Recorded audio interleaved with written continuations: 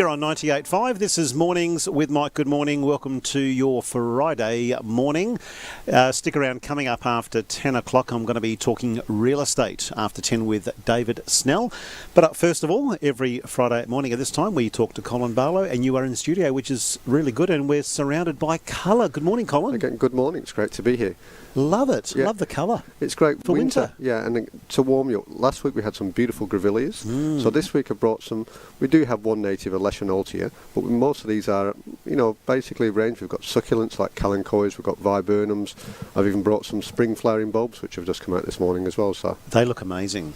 And the perfume, particularly on the early cheer, is, again, it's one of those things that can be a bit overpowering, particularly inside. Some people can get a little bit of hay fever outside. I think it's fantastic. So just bring them in if you want to clear the air out, smell out your house. It's, absolutely beautiful. The early cheer and some Paperwhites I've got there as well.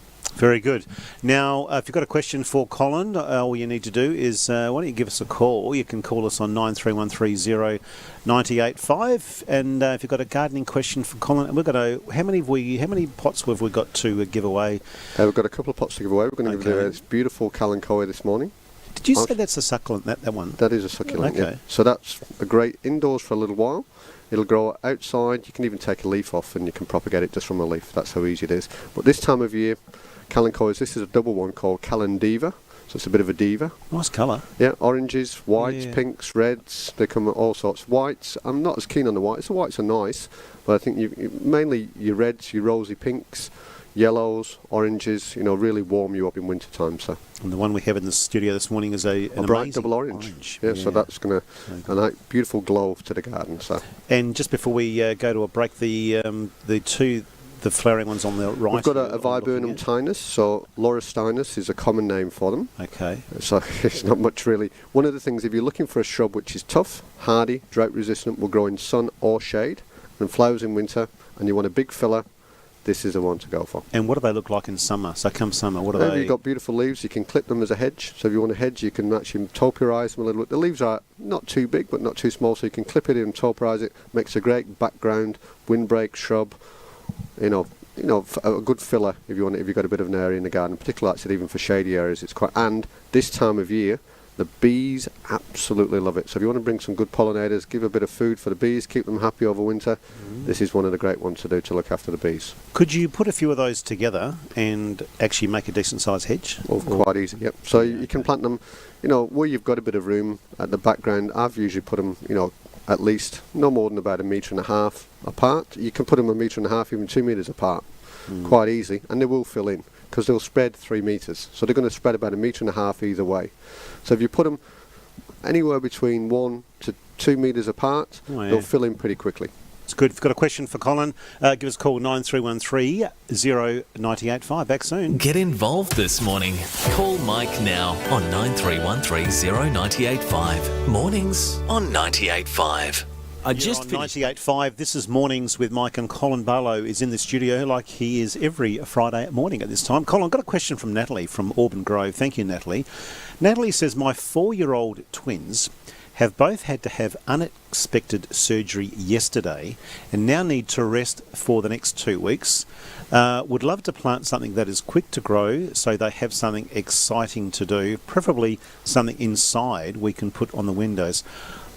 All the best with your twins there, Natalie. Hopefully they recover well with that unexpected surgery, first of all. Yeah, best wishes. That's important, best look wishes. After yourself. So. You've got our family praying for your twins, Natalie. But getting back to, what can, Natalie, any suggestions there? Well, we talked about the benefits and health of well-being. What I'd just say is make sure, again, particularly if they've had any surgery, they wash their hands when using any sort of potty media or anything like that afterwards, or some gloves. That's an important thing. Just make sure you scrub your fingernails afterwards, because you will get a bit grubby.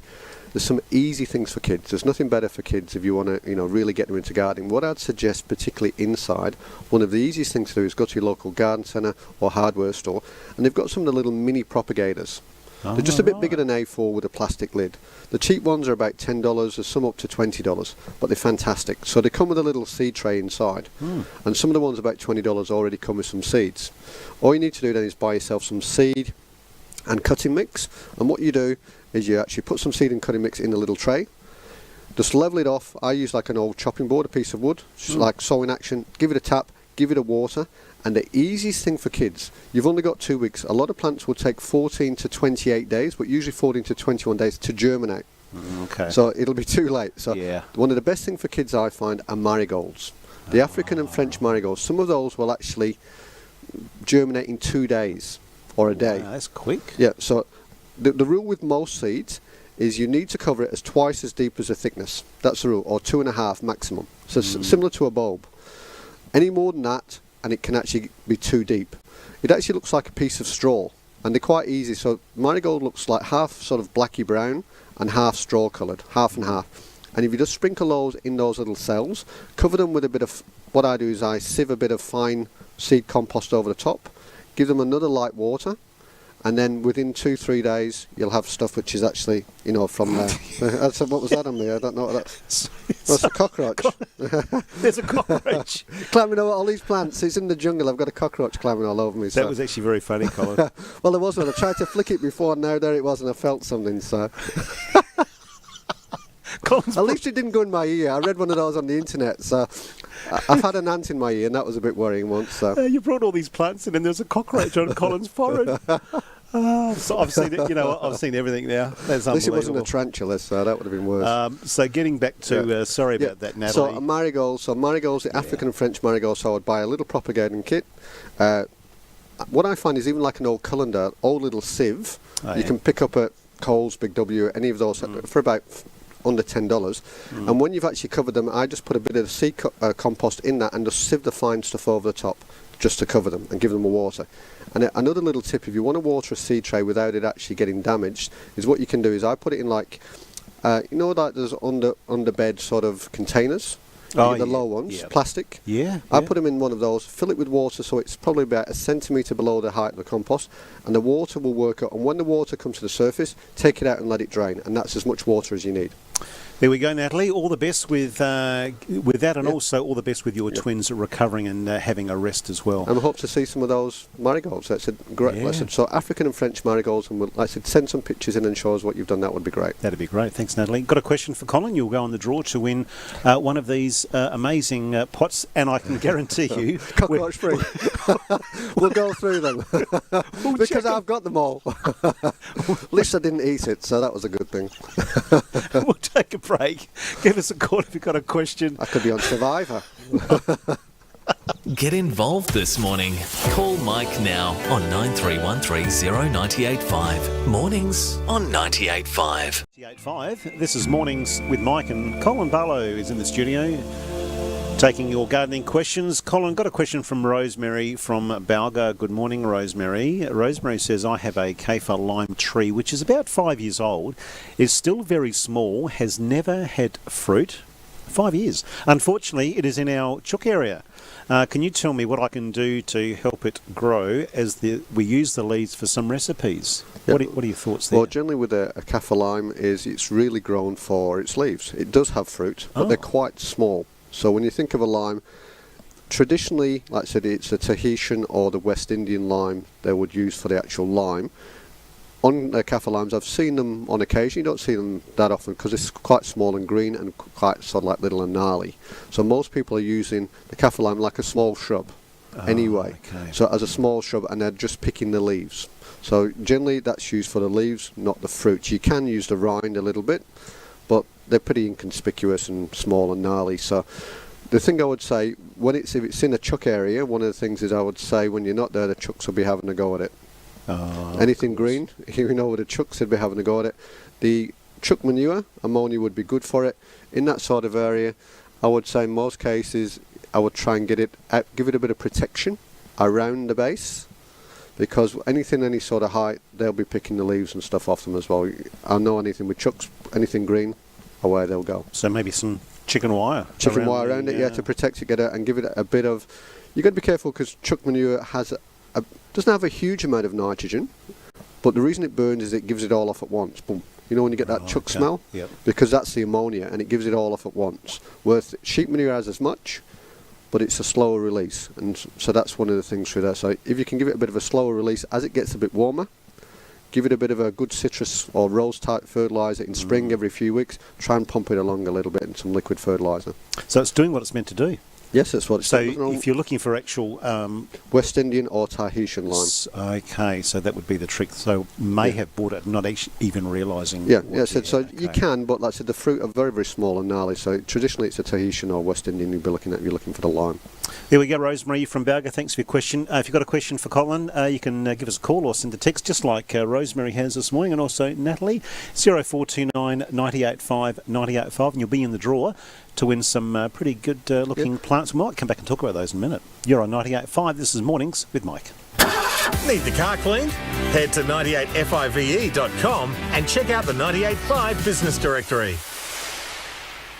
98.5. This is Mornings with Mike, and Colin Barlow was with me taking your gardening questions. I just spotted that cockroach. Yeah, I was just going to say, have we seen him? Where is it? That cockroach that you brought in that plant is on the studio, just next to your hand there. Well, we'll make sure if you do win one of these pots this morning. Where is he now? There it is. We'll make sure there's no cockroach. We're going to get him. Comes complete with cockroach. Oh, incredible. Got him. No, he's not anymore. Is he gone? He's gone. Okay, we'll actually check those before we... yes. Yeah, great. Colin, got a question from Bill. Good morning, Bill, from Gidgigana.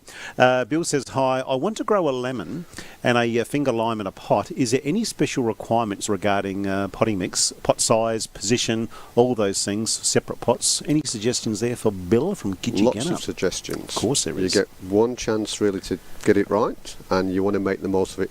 He's in Gidgigana, so it can get a little bit cool there, particularly in the evenings and winter. So what do you want? Most important thing is, depending what size you buy it at.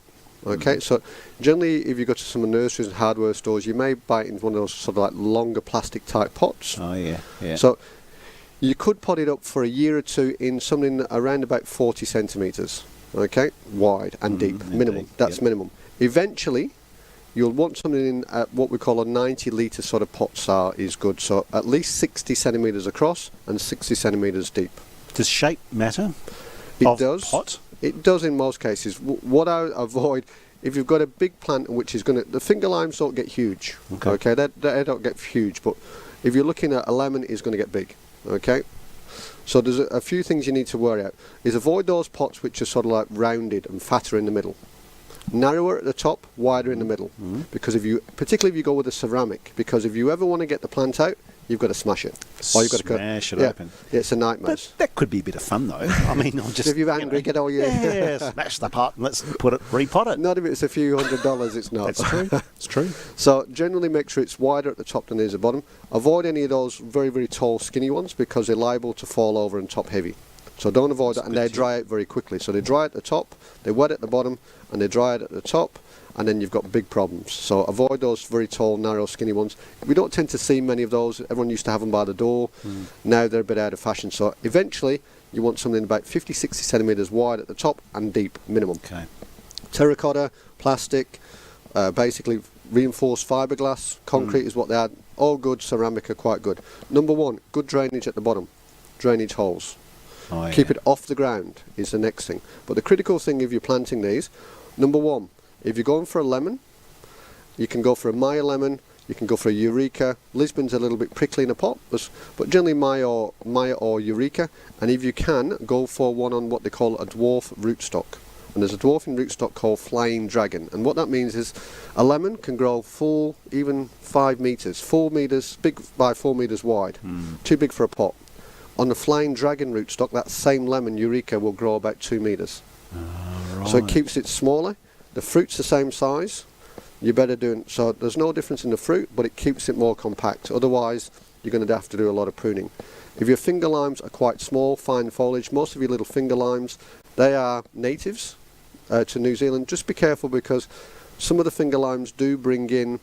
there's a gold wasp, a citrus gold wasp, and they actually tend to get it a lot. So just look out for that. And that could probably go in a slightly smaller pot. It's a bit slower growing, smaller leaves. Premium potting mix with the red background, white ticks, minimum. Extra slow release fertiliser in there. I said keep it off the ground.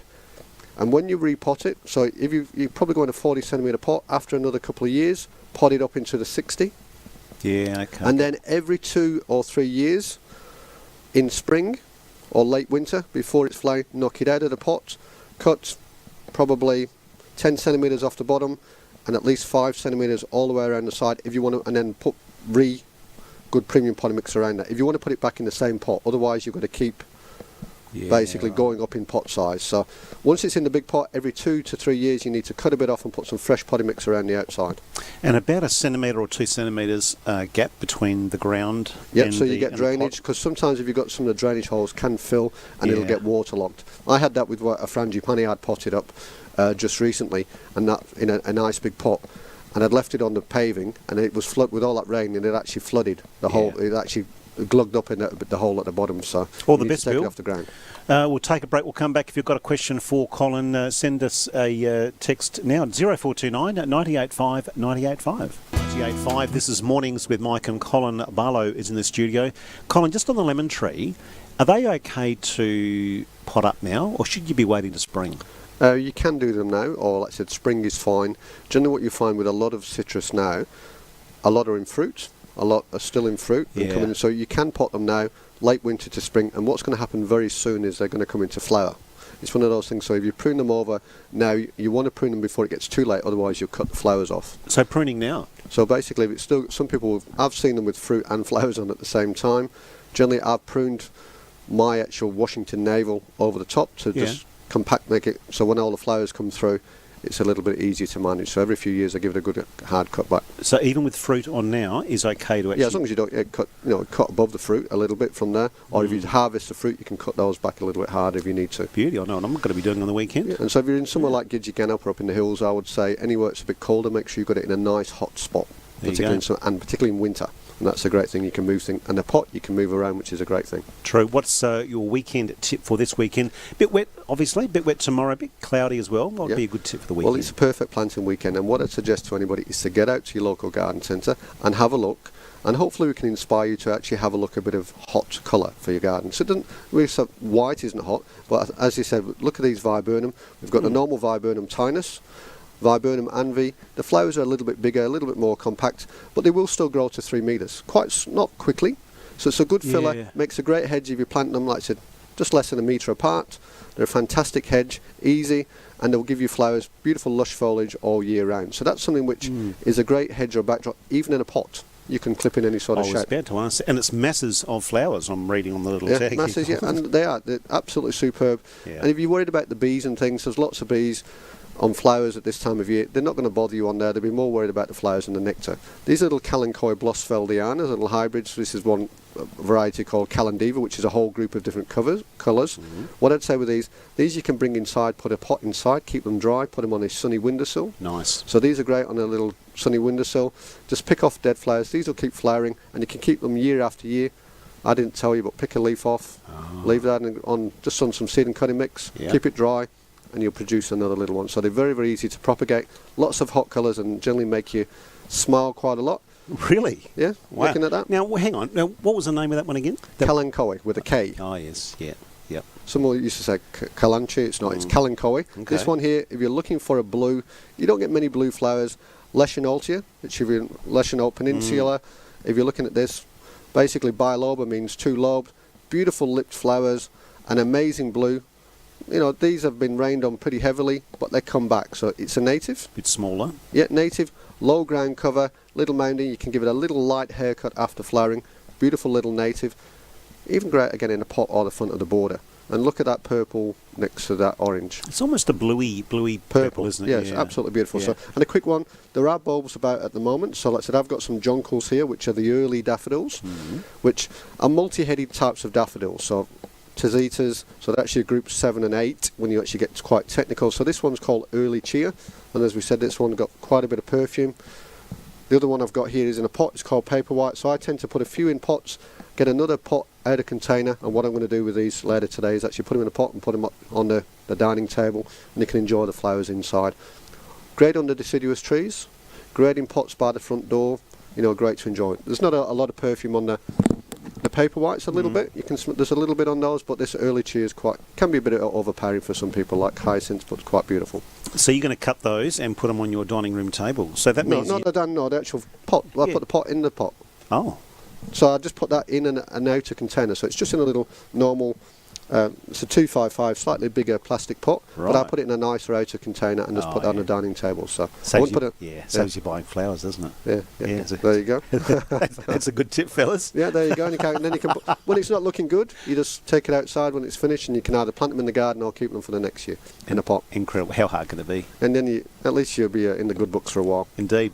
Colin, we are out of time. We'll come back and pick a winner from this morning.